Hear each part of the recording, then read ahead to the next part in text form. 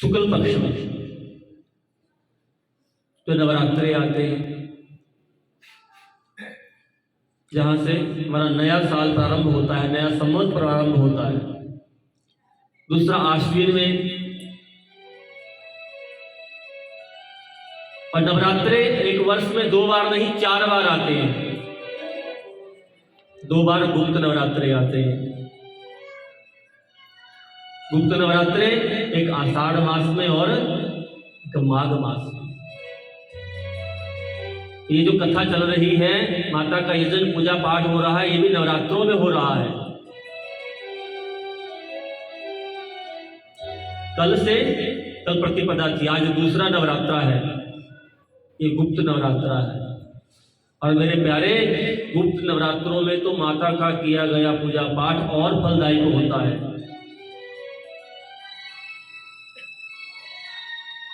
बस इसमें ज्यादा से ज्यादा गुप्त विधि से ही करें। गुप्त नवरात्रे इसीलिए इनका नाम है शायद। दिखावा ना करें कि हम व्रत रखते हैं, हम मां की सेवा करते हैं, पूजा करते हैं। दिखाने की आवश्यकता नहीं है, बस मानसिकता। पूजन भी चाहे मां भगवती का आप मानसिक कर लें, जो यहां आकर के कर सकते हैं यहां आकर के करें। तो नहीं आ सकते मानसिक, घर में बैठ करके मां का पूजन करें। मानसिक पूजन तो और भी फलदायक होता है।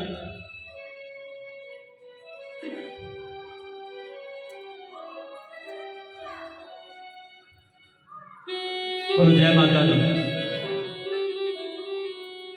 जब हम पूजा पाठ का या किसी भी काम का जब हम थोड़ा दिखावा ज्यादा कर देते हैं ना, फिर उसका थोड़ा फल कम हो जाता है। और जब हम उसको गुप्त रूप से करते हैं ना, तो उसका फल ज्यादा मिलता है। जब हम गुप्त रूप से करते हैं तो ज्यादा फल मिलता है।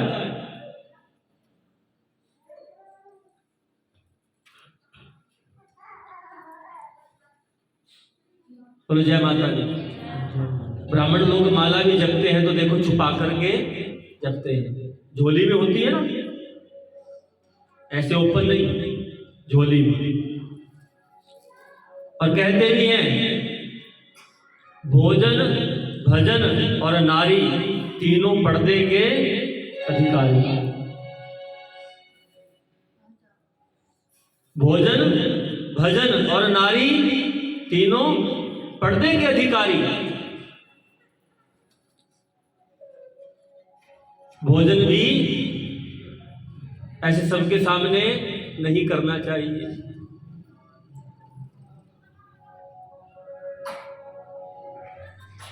और जय माता दी। प्रसाद की बात अलग है, भंडारा होता है, प्रसाद वितरण होता है, वो एक प्रसाद अलग चीज होती है, भोजन अलग होता है। वैसे तो भोजन करना ही नहीं चाहिए, मैं तो ये कहूंगा। क्या नहीं करना चाहिए? भोजन करना ही नहीं चाहिए, कभी नहीं करना चाहिए भोजन। बोले फिर क्या करें, मर जाएं? भोजन नहीं करेंगे तो मर जाएंगे। भोजन नहीं करना चाहिए, लेकिन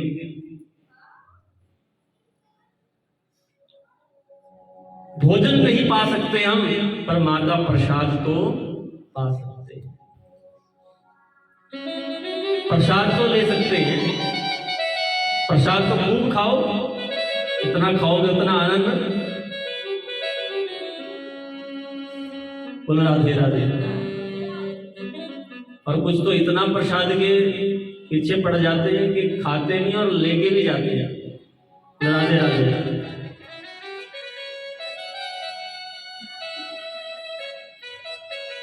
हाँ ठीक है, जितना ज्यादा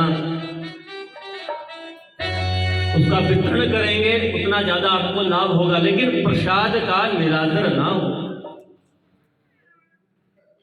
राधे राधे। कोई बात नहीं, खाओ भी और ले भी जाओ, मान लो कहीं भंडारा कहीं कुछ होता है, पर वो किसी ना किसी के मुंह में पड़ना चाहिए। अगर आपने ऐसे नाली में गिर दिया तो फिर मां भगवती रुष्ट हो जाएगी। क्या हो जाएगी? रुष्ट हो जाएंगी। क्यों? क्योंकि प्रसाद जो होता है ना मेरे प्यारे, वो साक्षात भगवान होता है। प्र मैंने प्रभु, और स मैंने साक्षात, और द मैंने दर्शन। प्रसाद में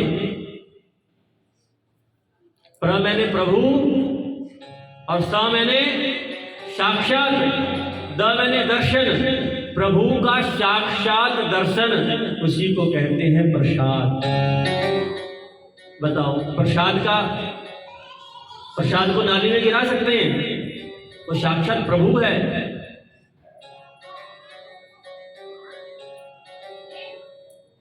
बोलो जय माता दी।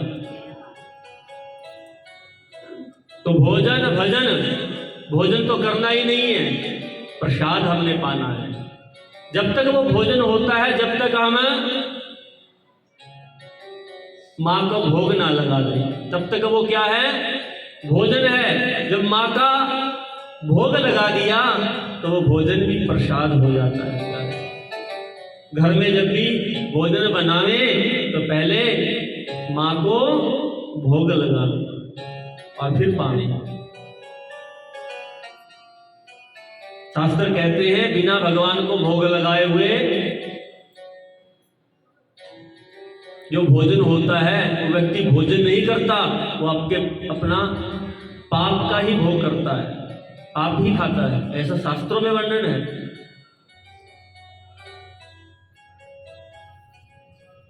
बोलो जय माता दी। क्यों? जब तक हम भगवान को अर्पित नहीं करते तब तक उसमें शुद्धता नहीं आती है। पता नहीं कहां से कैसे, कई बार गलत कमाई भी घर में आ जाती है।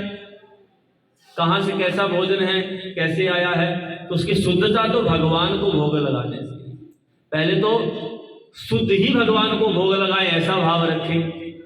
हम ऐसा भोजन भगवान को दें जो शुद्ध ही हो। लेकिन अगर गलती से उसमें अशुद्धि हुई भी किसी कर्म की वजह से, तो भी भगवान उसको शुद्ध कर देंगे।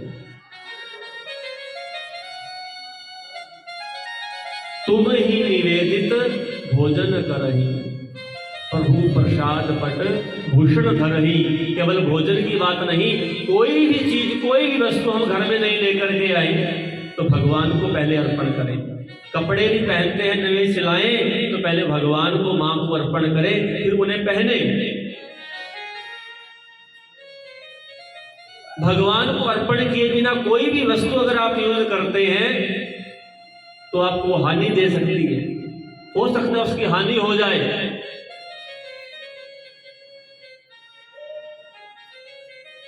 लेकिन भगवान को अर्पण करने के बाद अगर पाएंगे तो उसका फायदा ही होगा, लाभ ही होगा। क्यों? वो भगवान का प्रसाद हो जाता है। बोलो जय माता। तो सबसे श्रेष्ठ है कि नवरात्रों में, चाहे गुप्त नवरात्रे हो या चैत्र के या आश्विन के, नवरात्रों में ही मां भगवती की श्रीमद् देवी भागवत का अनुष्ठान करवाए। लेकिन कई बार क्या होता है कि समस्या तो अब है, नवरात्रे आएंगे 6 महीने के बाद या 3 महीने के बाद, फिर क्या करें? फिर कैसे माता की पूजन करें, कब करें? तो फिर दूसरा विकल्प इसमें दिया है, ऐसी अवस्था में आप अपने कुल पुरोहित के पास, ब्राह्मण के पास जाएं और उनसे एक अच्छा श्रेष्ठ मुहूर्त निकलवाएं। नवरात्रों में तो मुहूर्त निकलवाने की आवश्यकता ही नहीं है। कहते हैं ना ब्राह्मण पंडित लोग भी, और नवरात्रे चल रहे हैं, इसमें क्या देखना, अग्नि का वास और ये वो, जब मर्जी हवन करवाओ, माता का यजन करो। लेकिन इसके अलावा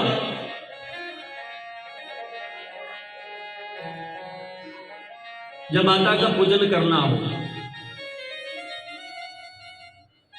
भगवती का यजन करना हो, तो फिर अनुष्ठान का मुहूर्त निकलवाए।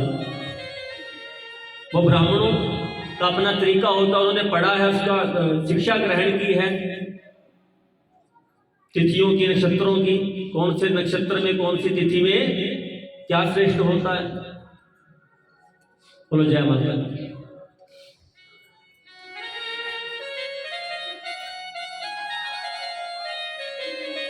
सकामता के लिए, कोई कार्य को सिद्ध करने के लिए मुहूर्त की आवश्यकता अनिवार्य है।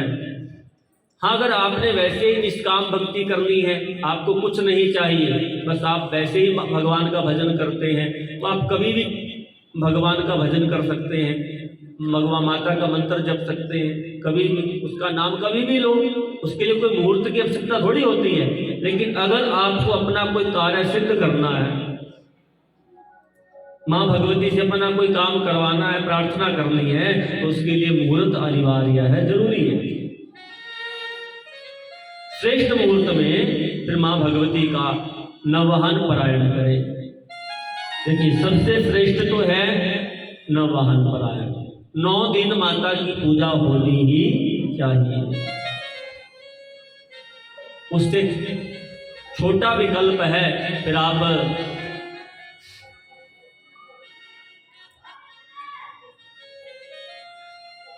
7 दिन करो,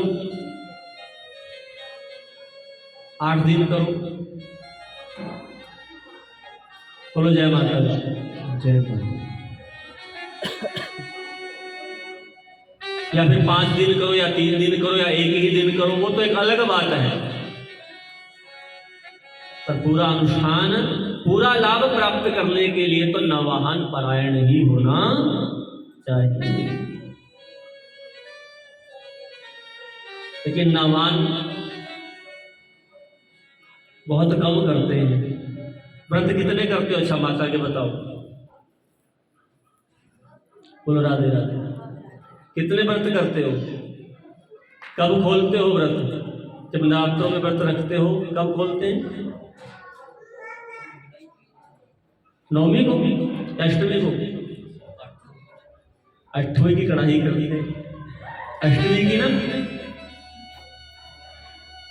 बोलो जय माता दी। जय माता।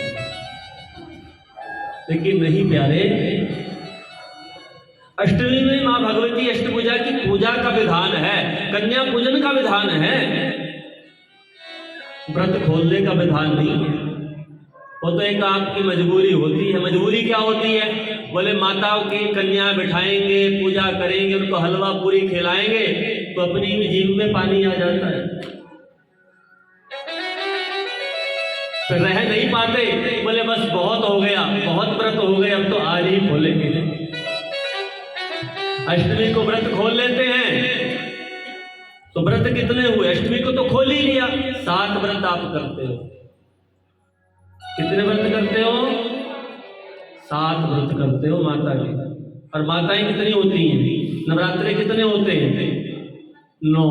अरे अष्टमी तो प्रधान है, जो अष्टमी की माँ की पूजा होती है, जो अष्टमी का व्रत रखना चाहिए, उसी दिन तो व्रत खोल लेते हैं।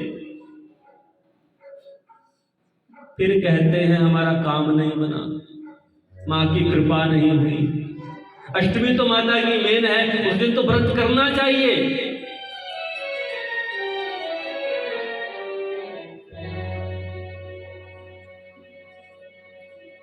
बोलो जय माता दी। जय माता।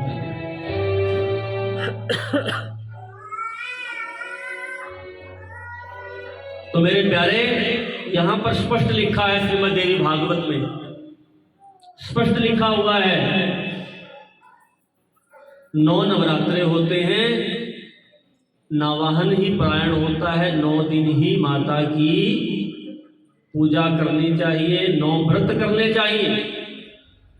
और 10वीं तिथि में 10वें दिन व्रत खोलना चाहिए, 9 पूरे करके। अगर 9वें दिन भी खोल ले तो फिर भी 8 ही होते हैं। अगर 9वें दिन भी आप व्रत खोलते हो अष्टमी का भी करके, तो भी 8 होते हैं। ये स्पष्ट लिखा हुआ है श्रीमद् देवी भागवत में। 9 व्रत करने के बाद 10वीं तिथि में ही आप मां भगवती का पूजन करके व्रत खोल लें, 9 कन्याओं का पूजन करें।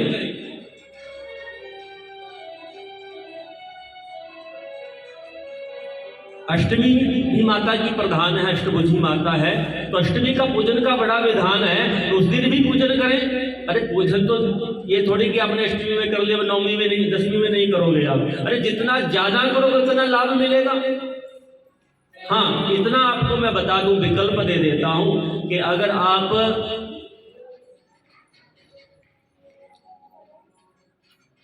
अष्टमी में कन्या पूजन कर लेते हो, कुछ लोग कहते नहीं हमारे तो घर में रीत है, हमारे तो मानते नहीं, हम तो अष्टमी में ही कन्या पूजन करेंगे, तो कन्या पूजन करो, अच्छी बात है, कन्याओं को जिमाओ, पर स्वयं व्रत मत खोलो। कन्याओं को जिमाओ, ठीक है, अब दोबारा आप नहीं जिमा सकते तो 10वीं वाले दिन आप हवन करवा लो। हवन भी नहीं करा सकते कि नारियल चुन्नी लेकर के माता के मंदिर में जाकर के चढ़ा दो, तो आपको व्रतों का पूरा फल मिल जाएगा 10वीं के दिन जब व्रत पूर्ण होते हैं।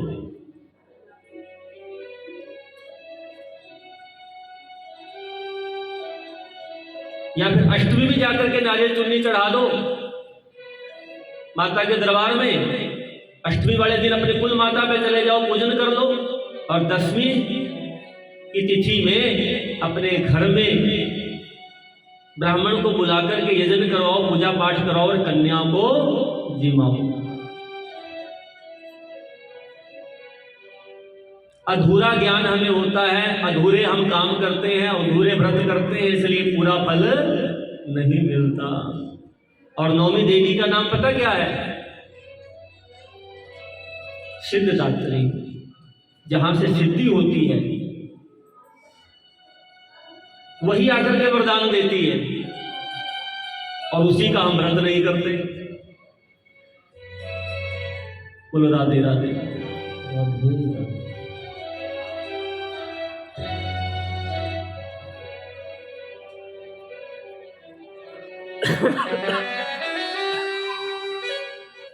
तो मेरे प्यारे, माता के 9 व्रत करें।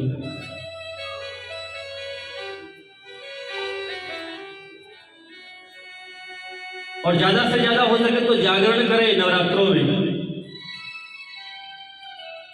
माता के नाम का गायन करें, कीर्तन करें, देवी भागवत की कथा सुने। ज्यादा जागरण नहीं कर सकते आप, रोज 12 बजे तक जागरण करें। वैसे भी तो टीवी देखते हुए, बातचीत करते हुए 12 बजा देते हैं। 11-12 बजे से पहले कौन सोता है? सोता है कोई? आजकल ने ऐसा मोबाइल ने हमें पकड़ा है कि वो सोने नहीं देता 12 बजे से पहले। और कहीं तो ऐसे राक्षस प्रवृत्ति के हैं कि पूरी रात ही नहीं सोते, मोबाइल चलाते रहते हैं, फोन चलाते रहते, पूरी रात नहीं सोते। जब सुबह होती है फिर उनको नींद आती है, जब 4 बजते हैं ना फिर नींद आती है। जो रात को नहीं सोते उन्हें ही कहते हैं निशाचर। जो निशा में, रात्रि में जो जगते हैं उन्हें क्या कहते हैं? निशाचर। तो राधे राधे। जो फालतू में जगते हैं, लेकिन जो माँ के लिए जगते हैं उन्हें तो भक्त कहते हैं, प्यारे भक्त। मोबाइल के लिए मत जगो, जगना है तो फिर माँ के लिए जगो, उसका जागरण करो। बोलो जय माता दी। 9 दिन नहीं आप जागरण कर सकते तो कम से कम 9 दिन 12 बजे तक तो जागरण करो, माँ का भजन करो 12 बजे तक, फिर सो जाओ 4-5 बजे से, फिर उठ जाओ। बोलो राधे राधे।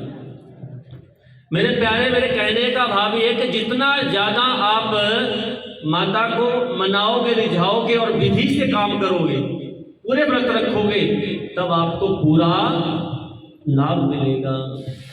अगर आधा अधूरा काम करोगे तो आधा अधूरा ही लाभ होगा। और माँ की प्रथम नवरात्रे में ही ब्राह्मणों को बुला करके पूजा करवा करके माता की क्षेत्रीय जौ बेचते हैं ना, वो तो सब लोग करते ही हैं। कलश की स्थापना करते हैं अच्छे ढंग से, मंत्रों के द्वारा हो सके तो माँ के कलश की स्थापना हो, रोज माँ की पूजा हो। कुछ लोग तो ऐसा करते हैं कि हर रोज पंडित जी को अपने घर में बुलाते और पूजा करवाते नवरात्रों में। गांव में तो ऐसा बहुत कम व्यवहार है, लेकिन शहर में बहुत है ऐसा। हमारे सिटी में, हमारा सिटी में तो बहुत से भक्त ऐसे हैं जो 9 के 9 दिन घर बुला करके पूजा करवाते हैं, अनुष्ठान करवाते हैं, मां भगवती दुर्गा सप्तशती का पाठ करवाते हैं। बोलो जय माता दी।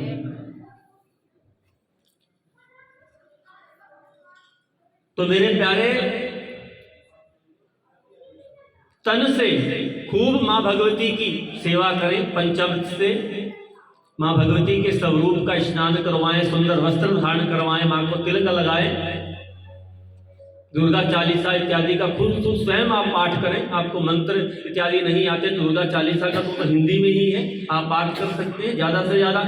ये थोड़ी कि व्रत रख लिया फिर माँ का नाम ही नहीं लिया, वो कैसा व्रत है? ज्यादा से ज्यादा उसमें पूजा करें, और दिन भर भी आपको कुछ और नहीं आता तो जय माता दी जय माता दी जय माता दी तो बोल सकते हैं।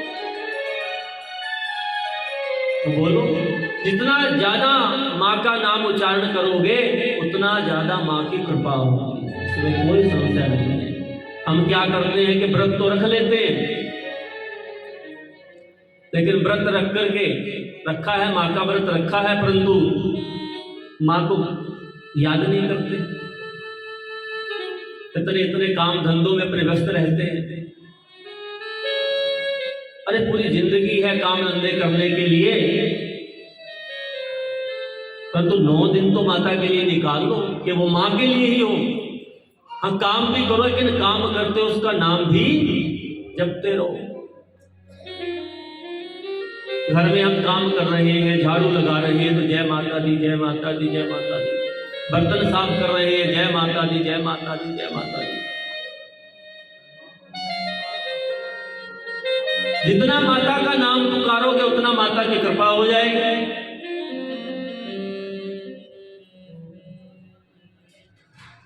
तो हम व्रत करते हैं लेकिन पूरे विधि से नहीं करते, उसमें पूरा दिन माँ का नाम चलना चाहिए अखंड।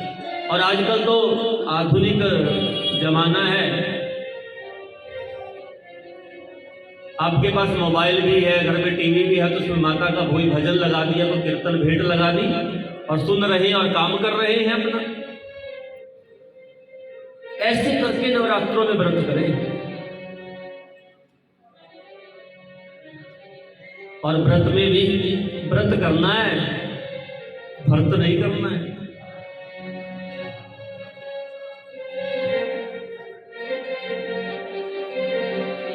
क्या करना है? व्रत करना है। जैसे भूख लगी तो केले का फल खा लिया, जैसे भूख लगी तो सेब खा लिया, भूख लगी दूध पी लिया, तो यहां तक तो ठीक है। आजकल तो मेरे ख्याल से इतना हम वैसे नहीं खाते जितना व्रतों में खाते हैं। क्यों? व्रत वाली नमकीन आ गई, व्रत का आटा आ गया, व्रत का सब कुछ आ गया, और वो ज्यादा स्वाद लगता है। भक्त लोग कहते हैं अरे नवरात्रे तो 9 दिन नहीं, ये तो 65 दिन होने चाहिए,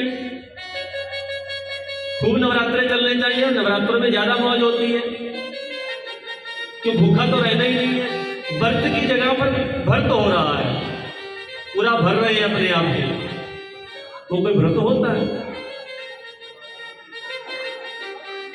बोलो जय माता दी जय माता दी।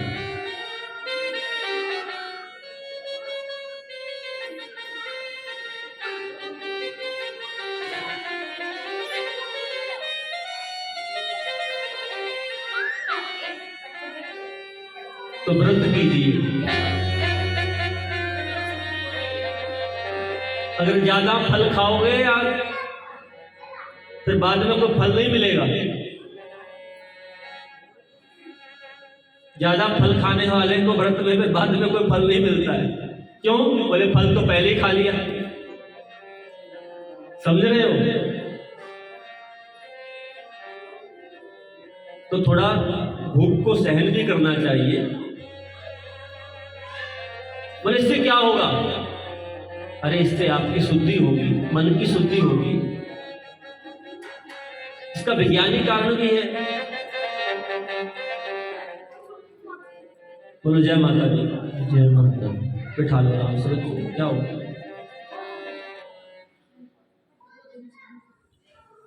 मेडिकल साइंस में तो कहती है ना कि हफ्ते में एक बार व्रत करना चाहिए।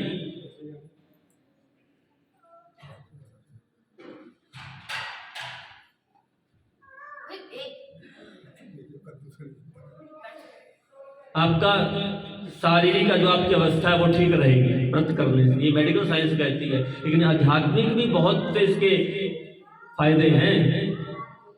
मन की शुद्धि होती है व्रत करने से, जितना व्रत करोगे। क्योंकि अन्न में भी मेरे प्यारे कई प्रकार के दोष होते हैं जो हमारे मन को कहते हैं ना, जैसा अन्न वैसा मन।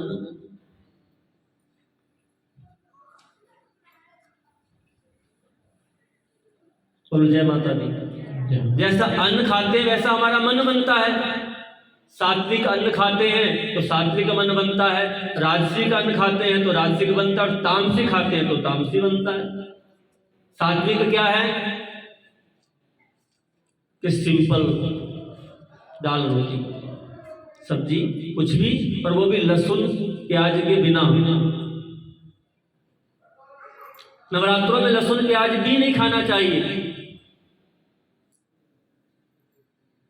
कुछ लोग कहते हैं महाराज वो तो औषधि है, मानते हैं उसमें कुछ औषधि तत्व हैं, पर लेकिन वो आध्यात्मिक जीवन के लिए, मन के लिए अच्छा नहीं है। वो एक अंग्रेजी दवा की तरह है। जैसे अंग्रेजी दवा खाते हैं ना, उसका फायदा भी है और साथ में नुकसान भी है। बोलो राधे राधे। नुकसान होता है कि नहीं? अंग्रेजी दवा खाते रहो, एक रोग ठीक करेगी दूसरा हो जाएगा। ऐसे ही तामसी पदार्थ होते हैं। लहसुन प्याज भी उन्हीं में आता है, तो इसलिए कभी कभी छोड़ना भी चाहिए। ज्यादा नहीं, नवरात्रों में तो छोड़ ही देना चाहिए। 4 बार नवरात्रे आते हैं माता के।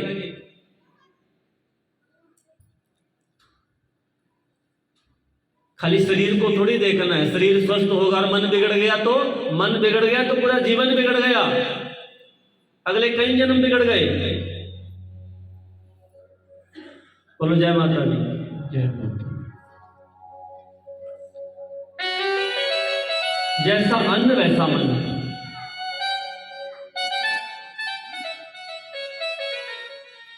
इसलिए मां की पूजा करने के लिए मन की शुद्धि होनी चाहिए। शुद्ध मन से मां का भजन करोगे तभी बात बनेगी। नहीं तो ये लहसुन प्याज तामसी पदार्थ क्या करते हैं? मन में विकार बहुत उत्पन्न करते हैं। काम क्रोध मोह, काम क्रोध इत्यादि तो ज्यादा। क्यों? व्रत में संयम की जरूरत होती है, संयम रखना पड़ता है, और क्रोध को त्यागना पड़ता है। ज्यादा लहसुन प्याज खाने वाला व्यक्ति बड़ा क्रोधी हो सकता है, सहनशीलता की बड़ी कमी हो सकती है उसमें, जो पाप कर्म करवा सकता है। क्यों? काम का विकार ज्यादा बढ़ेगा शरीर में तो पाप रास्ते में चला जाएगा, क्रोध ज्यादा बढ़ेगा तो पाप होगा, तो पाप होगा तो जीवन बिगड़ेगा।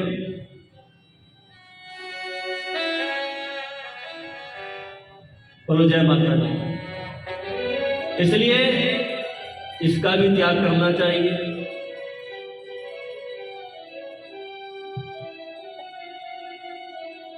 सात्विक भोजन करना चाहिए, राजसिक भी नहीं करना चाहिए। आजकल वैसे भी नहीं करना चाहिए राजसिक। आजकल जो ये चल रहे हैं ना, मैदे की बनी हुई सब चीजें हैं, चाउमीन हो गया, बर्गर हो गया, और ये हॉट डॉग हो गया। बोलो राधे राधे। ये सब राजसिक हैं। ये पेट को खराब करेंगे, जीवन को खराब करेंगे। और तामसिक तो मैं नाम ही नहीं लूंगा, उसका तो नाम भी नहीं लेना चाहिए। खाना तो बहुत दूर की बात है। बोलो राधे राधे। इस प्रकार सात्विक जीवन हो और फिर माँ भगवती का पूजन हो। नियम के साथ देखिए, पूरे नियम को धारण करते हुए, ब्रह्मचर्य का पालन करते हुए, धरती के ऊपर शयन करते हुए माँ भगवती के अगर व्रत किए जाए ना प्यारे, तो आप माँ भगवती की कृपा देखना फिर कितनी होती है। कोई काम करो तो अच्छे से करो, ना फिर ना करो। किसी के यहां जाकर के भी खाओ पियो मत, इसका पता नहीं कैसा पानी है और कैसा क्या है। नवरात्रों में कहीं किसी के यहां जाकर के कुछ मत खाओ। एक समय अगर आप मीठे नहीं रख सकते नमक के, तो भी सेंधा नमक जिसमें विकार नहीं है, सेंधा नमक डाल करके जो भी आप व्रत का खाना चाहते हैं एक बार खा लें। नमक का एक ही बार ही लें। हाँ, एक बार ज्यादा से ज्यादा फ्रूट इत्यादि ले लें, पर ज्यादा नहीं कि खाते ही रहते हैं। सुबह भी नमक वाली वो नमकीन चाय के साथ चल रही है, शाम को भी चल रही है, दोपहर में भी आलू चल रहे हैं, आलू दही, और रात में कुट्टू के आटे की पूड़ियां चल रही हैं। तो कैसा व्रत हो रहा है? व्रत तो व्रत हो रहा है। एक दो टाइम ज्यादा से ज्यादा, नमक तो एक ही टाइम, अगर आप नहीं रह सकते मीठे। राधे राधे।